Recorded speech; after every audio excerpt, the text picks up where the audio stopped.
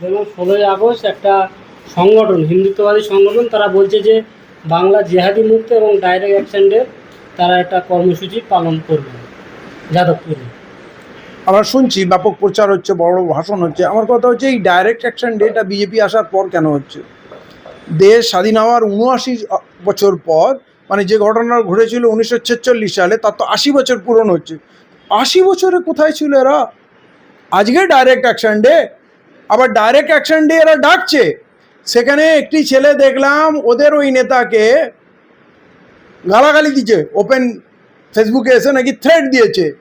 তো দেখলাম তারা ওখানে কমেন্টে ভুরি ভুরি লিখছে, এটা মুখ্যমন্ত্রীর বেশি করে শেয়ার করুন, মুখ্যমন্ত্রীর নজরে আনতে হবে, মুখ্যমন্ত্রীর ব্যবস্থা।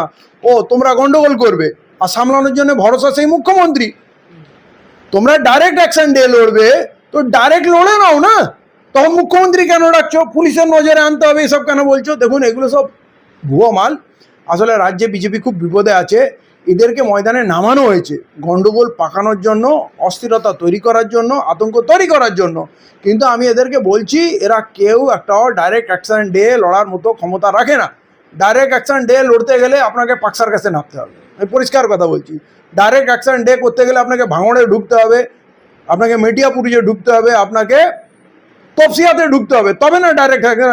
তো এইডিবি বাস স্ট্যান্ডে যাদবপুরে কিসের ডাইরেক্ট অ্যাকশন ডে করবেন বলেন তো? আর এই ডাইরেক্ট অ্যাকশন ডে ঘোষিত হচ্ছে, জিহাদি মুক্ত সমাজ গড়বে, তার জন্য তো মুখ্যমন্ত্রীর অনুমোদন আছে, পুলিশের অনুমোদন আছে। তাহলে বিজেপির সরকার চাই, মুখ্যমন্ত্রীর সমর্থন চাই, পুলিশের গাইড চাই, প্রোটেকশন চাই, তারপরে তারা জিহাদি মুক্ত করবে, ডাইরেক্ট অ্যাকশন ডে করবে। বিজেপি সরকার পড়ে গেলে এদের কাউকে খুঁজে পাবেন না। তা আমরা এদেরকে কমেডিয়ান মনে করি। এতে মুসলমানরা এক ছটাক ভয়ও পায় না, এদেরকে পাত্তাও দেয় না, পরবাহ করে না। পশ্চিমবাংলায় আমরা আছি, ভারতবর্ষে আছি, কত কার অ্যাকশন ডে হবে আমরা বুঝে নেবো। এসব ফটকাবাজ লোক বাজার গরম করছে, হ্যাঁ, এদের কোনো মুরদ নেই। কিন্তু আমি বলছি সরকার এদেরকে নামিয়েছে। পশ্চিমবঙ্গ সরকার যদি এদেরকে না নামায়, তাহলে এই ধরনের আইন বিরোধী, সংবিধান বিরোধী কথা বলছে, তাদেরকে পুলিশ গ্রেপ্তার করছে না, তার মানে পুলিশের প্রোটেকশন নিয়ে, মুখ্যমন্ত্রীর প্রোটেকশন নিয়েই তো তারা নামছে। তারা আগে থেকে প্রচারও করছে, প্রচারও করছে, কিন্তু না, ঘাটে ঘাটে পড়ে গেলে না, আমি সত্যি বলছি, এরা এত ভীরু। চারটে ছেলে যদি সামনে দাঁড়িয়ে যায়, এরা পালাবার রাস্তা খুঁজে পাবে না। চারটে ছেলে। আমাদের ওই সব জন্যে না কোনো আমার সরকার, তোমার সরকার, অমুক সরকার, তমুক সরকার লাগে না, ঠিক আছে না? আমরা বাংলায় শান্তি চাই এবং আমরা মনে করি, আমরা বিশ্বাস করি এই বাংলার হিন্দু মুসলমান ভাই বোনের মতো আছে, থাকবে। এই চারটে যে আগাছা এদের যে ছেড়ে দেওয়া হয়েছে অশান্তি করার জন্য, এই রাজ্যের হিন্দু মুসলমান এক হয়ে আছে, এক হয়ে থাকবে। এরা কোনো প্রাসঙ্গিকই নয়। আমি তো বললাম চারটে ছেলে এদের জন্য ভারী, এদের কোনো অঘাত নেই। এদের অস্ত্র ট্রেনিং দাও, অস্ত্র দাও, পুলিশ প্রোটেকশন দাও, মুখ্যমন্ত্রীর প্রোটেকশন দাও, বিজেপির সরকার দাও, তবে এরা ডাইরেক্ট অ্যাকশন দিয়ে দেবে। এদের কি আপনি পুরুষ মানুষ মনে করেন? এরা হিজড়া, এরা শুধু নেমেছে সরকারকে বাঁচাতে। এরপর তো হিন্দুরা মারবে এই সরকারকে, হিন্দুরা বিজেপির নেতাদের দৌড় করাবে। এরা এত লুটতরাজ অত্যাচার এখনই শুরু করে দিয়েছে, সেইটাকে গুলানোর জন্য স্পন্সার্ড, সরকার স্পন্সার্ড এই পার্টিগুলোকে, এই সংগঠনগুলোকে নামানো হয়েছে।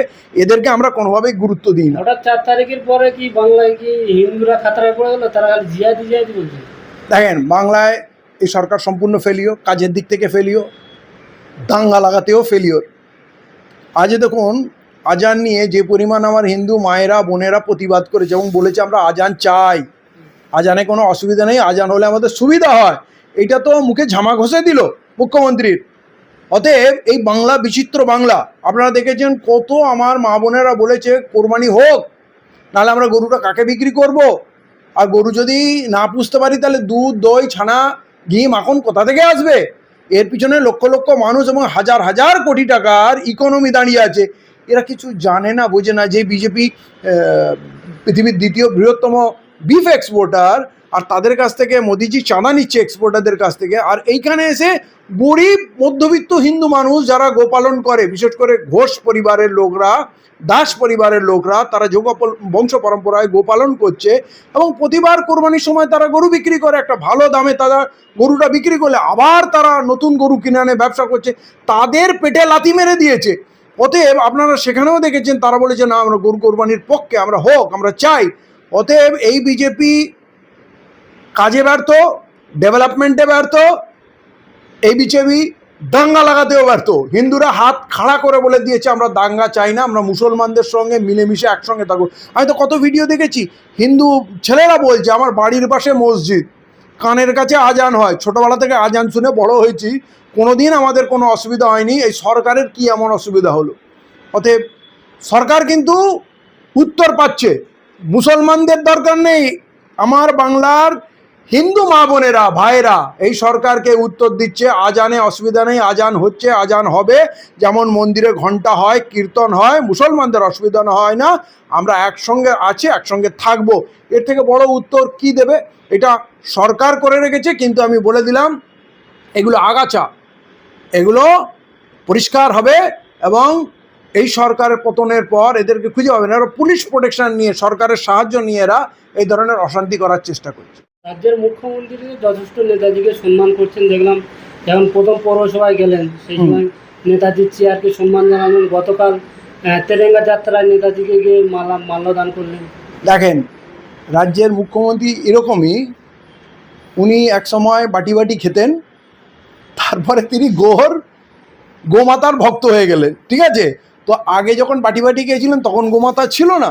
আগে এক সময় টুপি পরে লাইনে বসে হাত তুলে দোয়া করতেন, ইফতারি খেতেন গপাগপ করে। সব থেকে বেশি ইফতারি মনে হয় উনি খেয়েছেন। সাবুদ্দিনের বাড়িতে কি খেয়েছেন সব জানেন। অতএব আজকে এখন তিনি আমাদের শুক্রবারিয়া বলছেন, যার মাথায় টুপি রুমাল থাকতো, গলায় রুমাল থাকতো, তাহলে এখন তিনি এই পাল্টি দেখছেন।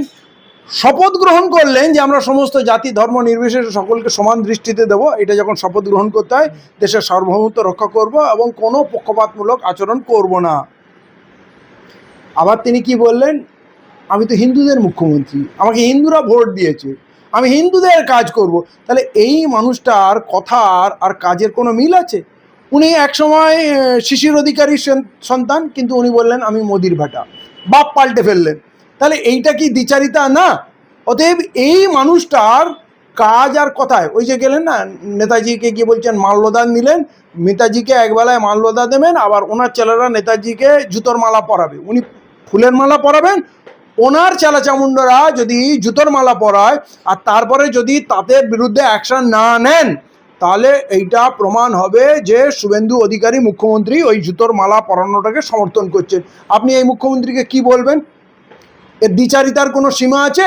যিনি বলেছিলেন বুলডোজার চললে বুলডোজারের সামনে আমি দাঁড়াবো, এখন বুলডোজার সব থেকে বেশি উনি চালানেন, আবার নতুন ডেট দিয়েছেন পুজোর পরেই বুলডোজার চলবে, পুজো পর্যন্ত বুলডোজার চলবে না। তাহলে আপনি এই মুখ্যমন্ত্রীকে কি বলবেন, যিনি তোয়ালে গুটিয়ে গুটিয়ে মাল তুলেছেন, এখন বলছেন যে উনি দুর্নীতিমুক্ত প্রশাসন তৈরি করবেন, কোথাও কোনো কিছু হবে না।